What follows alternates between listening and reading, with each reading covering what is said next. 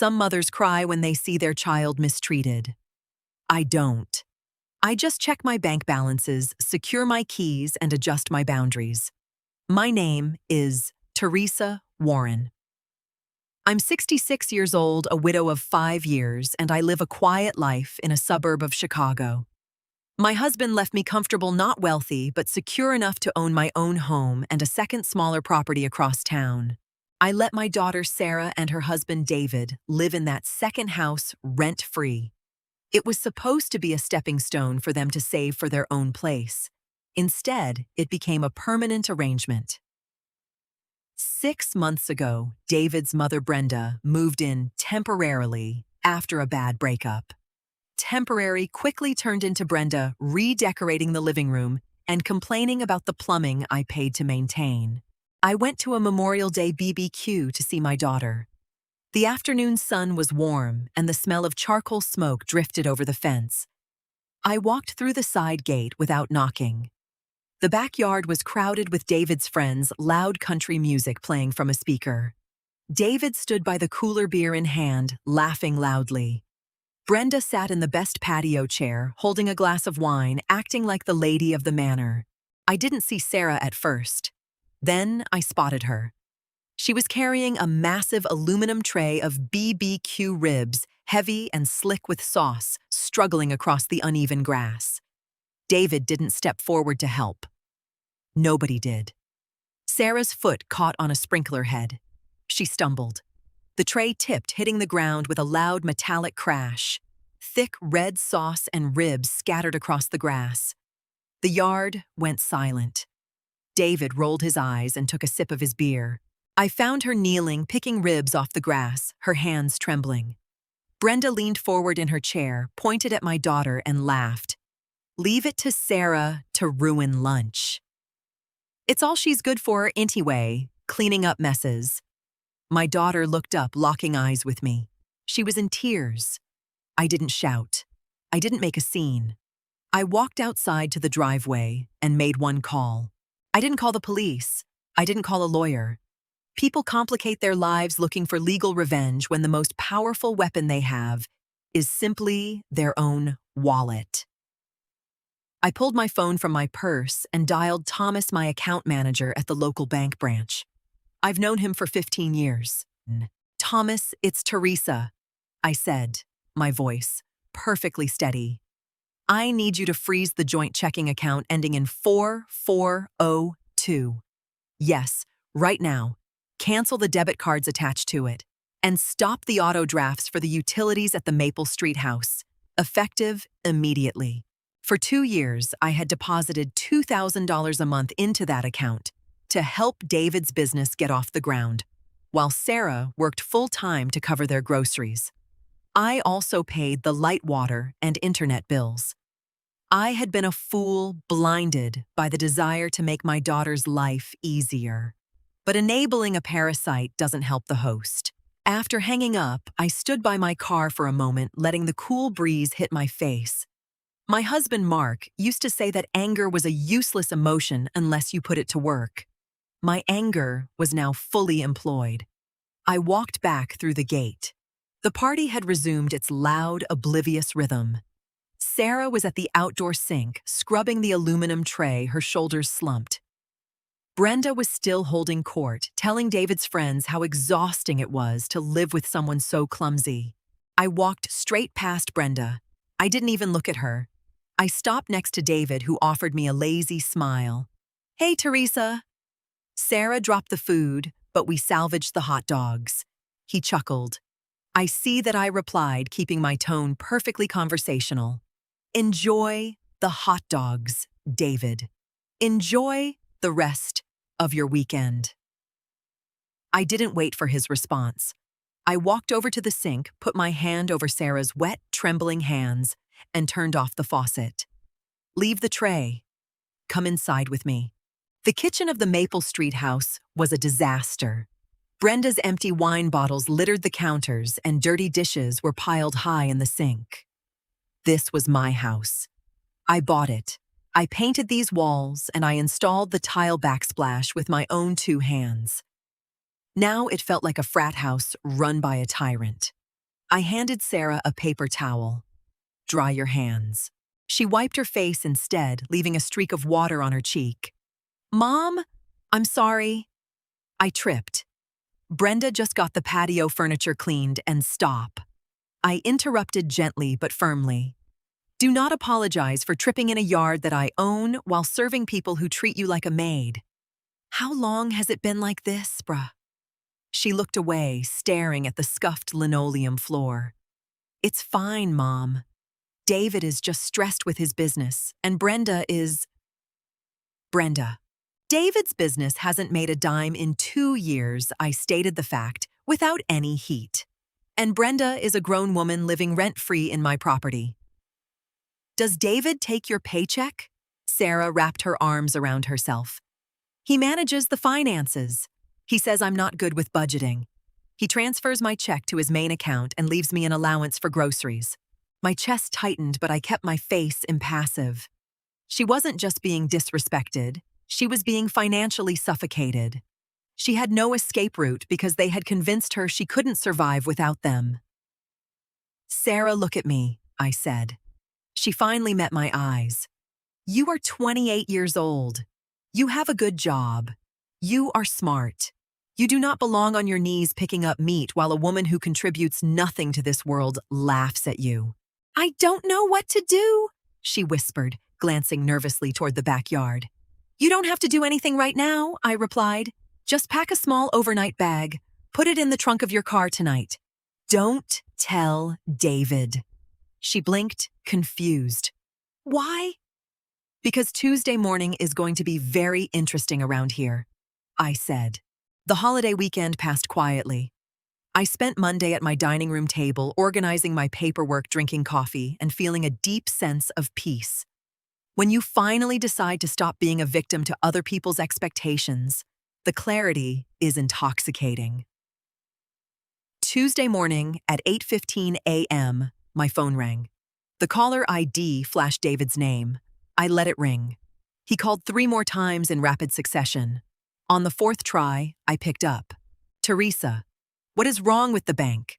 David barked, not even bothering with a greeting. I just tried to put gas in the truck and the debit card declined. I called the 800 number and they said the account was frozen. Good morning, David. I answered smoothly, taking a sip of my coffee. Yes, I froze that account on Sunday afternoon. I also canceled the cards. There was a stunned silence on the other end. Why I have client lunches today? You can't just do that without warning us. It is my account, David. My name is the primary on it and my money funds it. I simply decided I am no longer investing in your business. You'll need to use your own funds from now on. My own funds. He sputtered, his voice rising in panic. Teresa, all our money is tied up. Brenda's car payment is due tomorrow. Then Brenda should get a job, I suggested mildly. You can't do this, he yelled. Sarah's paycheck doesn't clear until Friday and I need cash today. Unfreeze it right now. No. What did you just say? I said no, David. I am no longer supporting you or your mother. Have a productive day at work. I hung up and immediately blocked his number. I didn't block Sarah's, nor did I block Brenda's. I wanted to see how the rat maze would play out now that the cheese was gone. By 9 a.m., my iPad pinged with an email from the electric company confirming my request to terminate service at the Maple Street house by Friday. My house, my rules. I spent Tuesday afternoon gardening. My roses were blooming beautifully this year. Around 3 p.m., a car slammed into my driveway. I didn't need to look up from pruning my bushes to know who it was. David and Brenda marched up my front walkway. David looked frantic, his face flushed red. Brenda looked furious, clutching her designer purse, a purse I probably paid for like a weapon. Brenda snapped, completely ignoring the fact that she was on my property. What kind of stunt are you pulling? David has been on hold with the cable company because they shut off our internet. I work from home.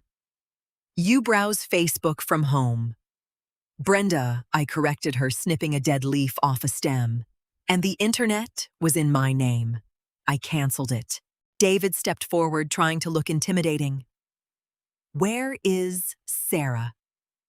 She's not answering her phone, and her boss said she took a personal day. Sarah is resting, I replied. She was in fact asleep in my guest bedroom, having driven over at dawn with her overnight bag exactly as I instructed. You can't just cut us off, David demanded, pointing a finger at me. We are a family. You gave us that house to live in.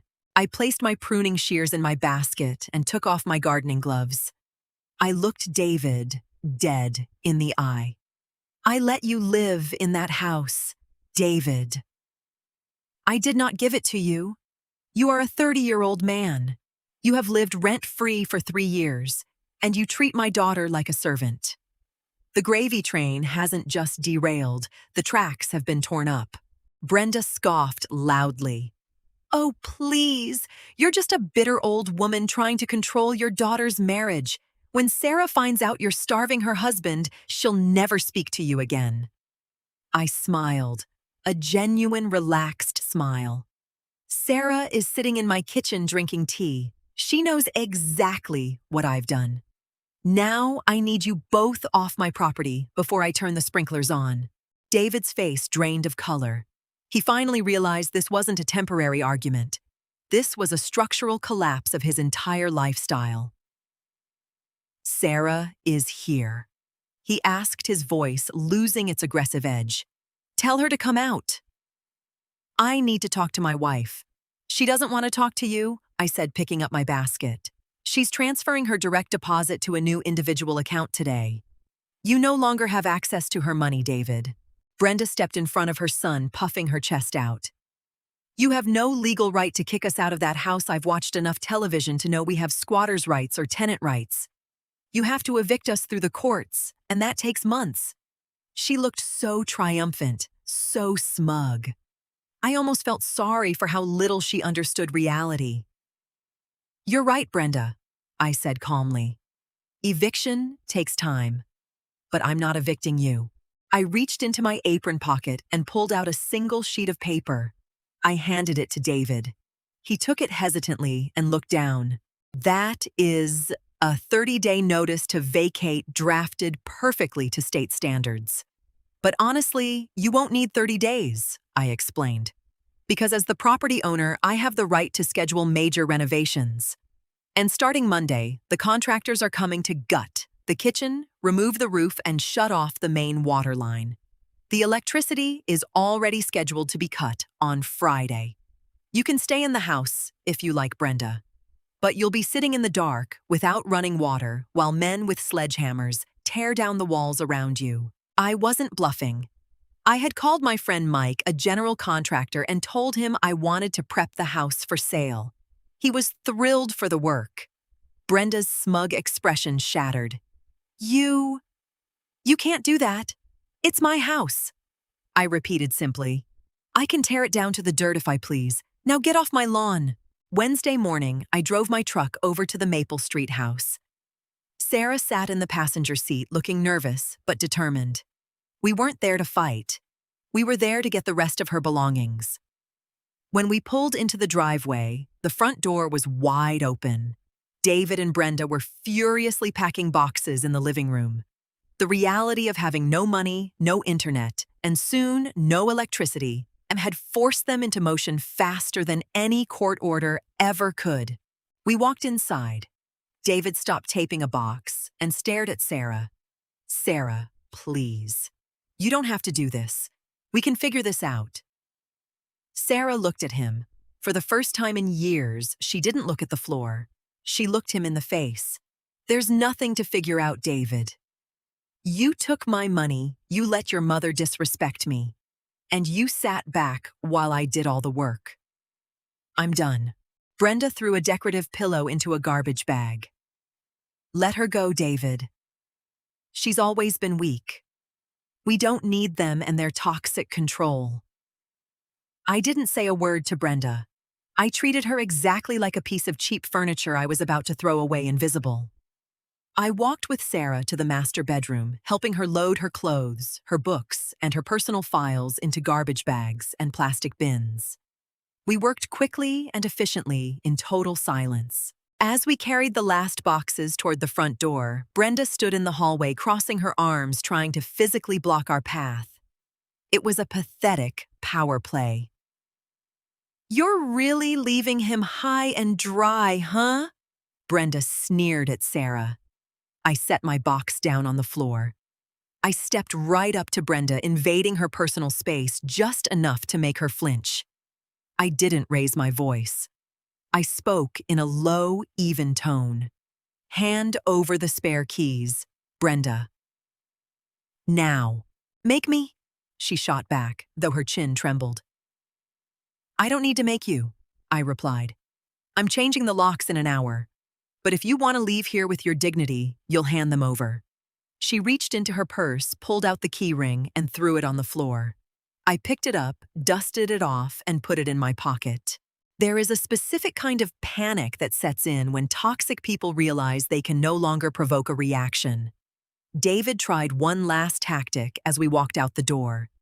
He tried to play the victim. "I hope you're happy." "Teresa?" He called out, his voice cracking slightly. "You ruined my marriage. You destroyed my life. I have nowhere to go." I stopped at the edge of the driveway, turned around, and looked at him. I didn't offer advice. I didn't hurl insults. I didn't defend myself. I just looked at him, absorbing his weakness, and then turned my back and got into the driver's seat of my truck. Sarah got in next to me and shut the door. As I started the engine, she let out a long, shuddering breath. The tension that had been wrapped around her shoulders for 3 years seemed to physically uncoil. "He's going to struggle," Sarah said quietly, looking out the window as we pulled away from the house. "Yes, he is," I agreed, keeping my eyes on the road. "And it is entirely his own doing. A man who relies on his wife's mother to fund his life has no right to demand respect." We drove back to my house in a comfortable silence. I didn't press her for details about their marriage. I didn't say, "I told you so." I simply made a pot of fresh coffee, set out some cookies, and handed her a brand new folder with her name on it. Inside were the forms to open a new bank account, a list of affordable apartments in my neighborhood, and the business card of a good therapist. "We handle things one step at a time," I told her, sliding a mug across the table. Sarah wrapped her hands around the warm ceramic. She looked exhausted, but the light in her eyes was finally back. "Thank you, Mom. You never have to thank me for protecting you," I said. "But from now on, you protect yourself." 2 weeks later, the Maple Street house was empty. True to my word, I had the utilities shut off on Friday. David and Brenda lasted exactly 1 night in a dark, sweltering house with no running water before they packed the rest of their things into a rented U-Haul and left. Because David's credit was terrible and Brenda had no income, they couldn't qualify for a decent rental. Through the neighborhood grapevine, I heard they had moved into a cramped 2-bedroom apartment on the far outskirts of town, right next to a loud highway. David had to take a job at a hardware store because his business couldn't survive without my monthly deposits. Brenda, I imagined, was complaining about the highway noise to anyone who would listen. I didn't care. They were no longer my problem. My friend Mike, the contractor, had already started work on the house. We ripped up the dirty carpets, painted the walls a crisp white, and updated the kitchen. The real estate market was hot, and within a week of listing it, I had 3 offers over the asking price. I signed the closing papers on a Tuesday morning. I took the check, deposited it into my investment account, and felt a profound sense of closure. That afternoon, I met Sarah for lunch at a little bistro downtown. She looked entirely different. She was wearing a bright yellow blouse, her hair was styled, and she laughed easily at the waiter's jokes. She had her own checking account now, and her paycheck belonged solely to her. "I got approved for the apartment on Elm Street," she announced, taking a bite of her salad. "It's small, but it's mine. I buy the groceries I want, I watch what I want on TV, and nobody yells at me. It's amazing how peaceful life gets when you remove the noise, I said, raising my glass of iced tea in a small toast. We were just finishing our coffee when Sarah's phone buzzed on the table. She glanced at the screen and her smile faded slightly. "It's David," she said softly. I set my cup down. I didn't tell her what to do. I just watched her. She stared at the ringing phone for a long moment. "He left a voicemail yesterday," she admitted. "He said he misses me. He said his mom is driving him crazy in the new apartment, and he wants to know if we can go to counseling." "And what do you want to do?" I asked. Sarah picked up her phone. Her thumb hovered over the screen. I saw a brief flash of the old Sarah, the one who kneeled in the grass to pick up BBQ ribs, terrified of making a mistake. But then she took a breath and her shoulders squared. "He doesn't miss me," she said, her voice firm. "He misses his maid. He misses your money." She tapped the screen, swiped right, and hit the block button. Then she put the phone back in her purse and took a sip of her coffee. "Dessert?" she asked, looking at me with a bright, clear expression. "Absolutely," I smiled. There was no grand courtroom drama, no dramatic showdowns with the police. I didn't need any of that. When you hold the keys, control the finances, and refuse to engage in pointless arguments, toxic people defeat themselves. Brenda thought I was a bitter old woman she could manipulate. David thought I was an ATM. They forgot that a mother who knows her own worth will never let her daughter settle for less. I paid the bill with my own credit card, left a generous tip, and walked out into the afternoon sun with my daughter. For the first time in years, the balance in my life was exactly where it belonged.